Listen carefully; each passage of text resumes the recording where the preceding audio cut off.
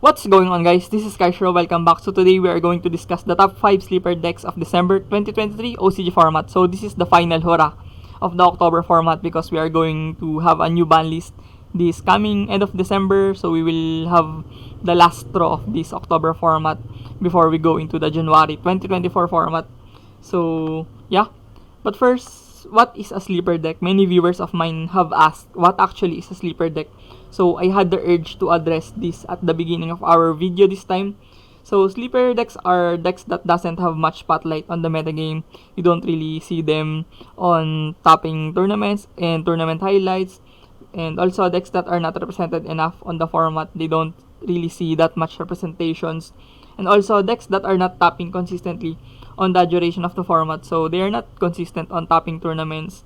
But at the same time, decks that have shown glimpses of capabilities of topping on tournaments and several occasions. So even though they don't really top all of the time, most of the time, these decks can definitely top on several tournaments and occasions if they have the right scenario for them to shine.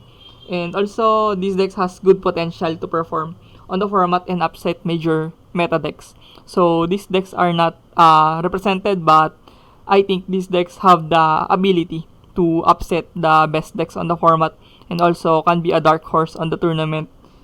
So yeah, moving on towards the top 5. On top 5, we have Altergeist. So to kick things off on this video, at number 5, we have Altergeist. We have a household name from the Link Brains era. For the top 5, Altergeist got new support from the Duelist Nexus some time ago and performed on the first 2 weeks post-June format or the Duelist Nexus format, but struggled to keep their hold on the metagame. So they fall off really quickly. So we move towards to my sample deck list of Altergeist. But disclaimer, the deck lists that are provided here are my custom lists from the references that I have gotten from the topping list on the Twitter and other resources that I have outsourced and I have used as basis for this video. And these lists are by no means the quote-unquote standard versions, as it is catered to my preferences and deck building tendencies. So, the strengths of Altergeist are, I have chosen Altergeist on this list particularly for their immense grind game potential, as they can outgrind most decks on the format if they can contain them and lead the game into a state or a prolonged period that they will definitely take over and out-resource their opponents and trade favorably for them. In addition to that, if Altergeist can control the match for their own accord, they will most likely be victorious and will never lose their grip on the lead. So once Altergeist gets things rolling for them, it's really hard to stop the Altergeist. And also, another addition to that is Altergeist can incorporate almost 15 hand traps despite them being a control or trap deck. That may result to swinging the game in favor for you because your opponent has too many things to consider against you, whether thinking about your possible hand trap interactions or your back row gameplay. So we move towards the weaknesses of the deck. One thing is very evident here, that Altergeist is not as fast as the other major meta decks on the format right now. And if they cannot keep their steps against them, they will definitely be out-tempoed and lose to those top tier meta decks.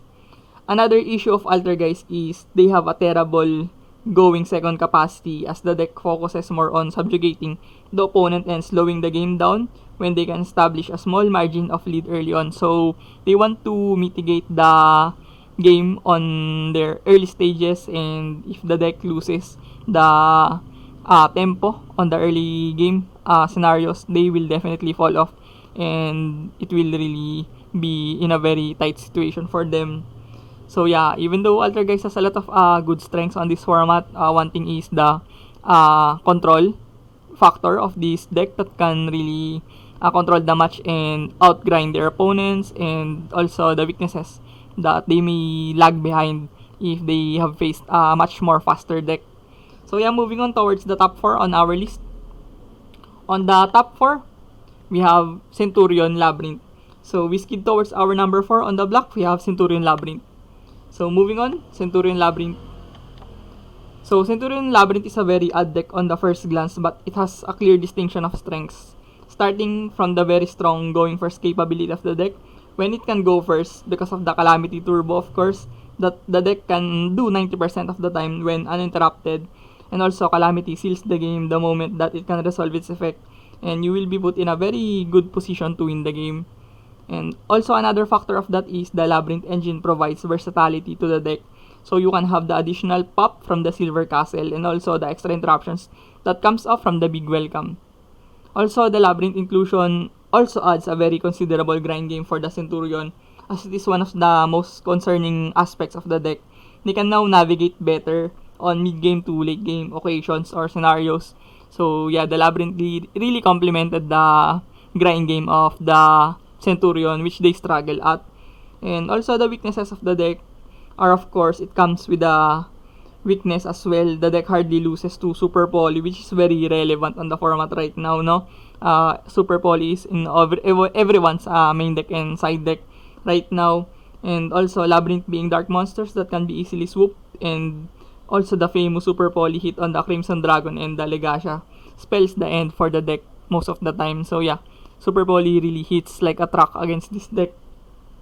And moving on, Centurion Labyrinth also has a not too strong board breaking capacity, as they have no consistent intangibles to break boards. So you can just see it for yourself. Of course, you can really tell on the deck that they don't have really good cards on going second. So yeah, the deck really struggles when it loses the die roll. So even though this deck is very good, I think, on paper, because it has a very solid going first paired with the Big Welcome and the Calamity line of play, it also has struggles when they cannot grip the match on their tempo. So moving on towards the top 3, we have Metabit. So sailing towards our number 3, we have Metabit. The good old stand deck continues to annoy and upset people this end of 2023. Imagine that Metabit has been very relevant since 2017 or 2019, no? So it's been years since Metabit has been a thing. Even on the previous GOAT formats, we have the 2003 to 2005. There's a lot of Metabit decks already. So yeah, we move to the sample of our Metabit deck list here.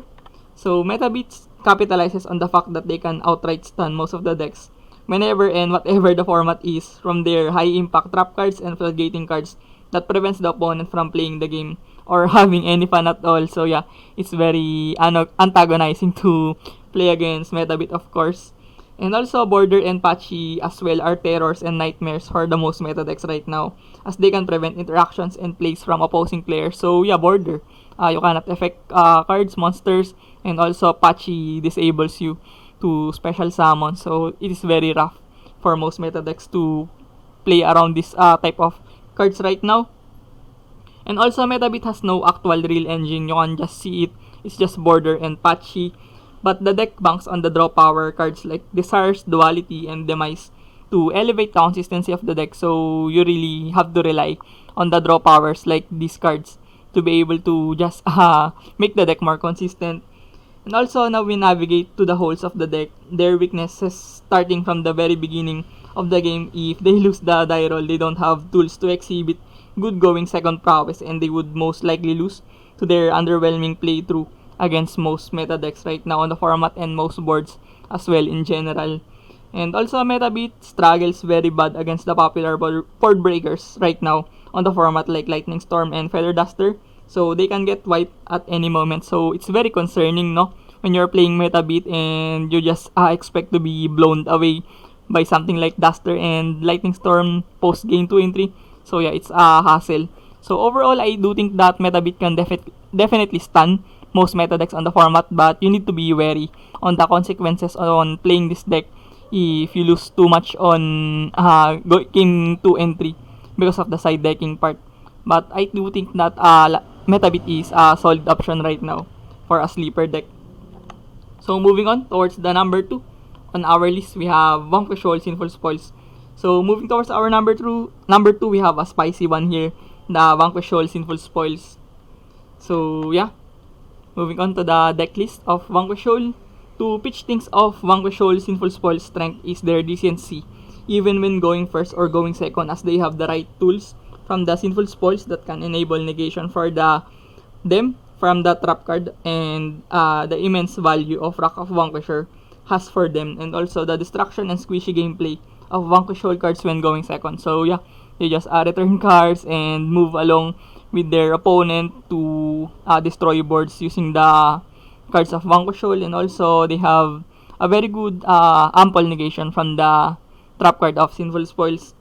And also, the hand traps like Shifter and Retaliating Sea are very troublesome for the meta decks, as most meta decks right now needs their graveyard for them to operate their plays. So, Shifter and Retaliating Sea can hurt those Snake Eyes, Sinful Spoils, and Fire King decks as well. So, yeah, Promethean and such on the graveyard, those cards are very annoying on the format. So, Shifter and Retaliating Sea eases that problem for you when using this Vanquishol. On top of that, you can fully utilize this deck if you have the best mechanical skills for a pilot, as the deck has immense amount of skill expression so that you can elevate your plays with your sheer skill and ability on this game. So on the other hand, the weaknesses of Vanquishol really relies on the skill level of the pilot. Like I've said earlier, that's why you need to have a good understanding on the choke points of your opponent, and it requires high technical skills to fully pilot this deck at its best. And also, Vanquishol Sinful Spoils may struggle if the opponent has established multiple interruptions on the board to the point that it can just roll over the other decks. So yeah, I think the Vanquishol is not that explosive enough, and you don't have the explosiveness of a deck that can really destroy, annihilate boards on the format.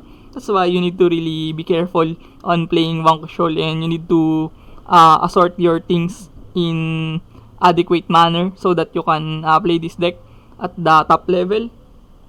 So overall, Vanquishol is a very good rogue option right now in the format. Vanquishol has been a meta deck for the past 2-3 weeks on the metagame tier list of Japanese organizations and people, but they have fallen off from the meta since the introduction of the Populous and the Promethean, because other decks just got better, of course, but it doesn't take anything away from the Vanquishol, as it is one of the best decks that can fully utilize the skill level of the pilot.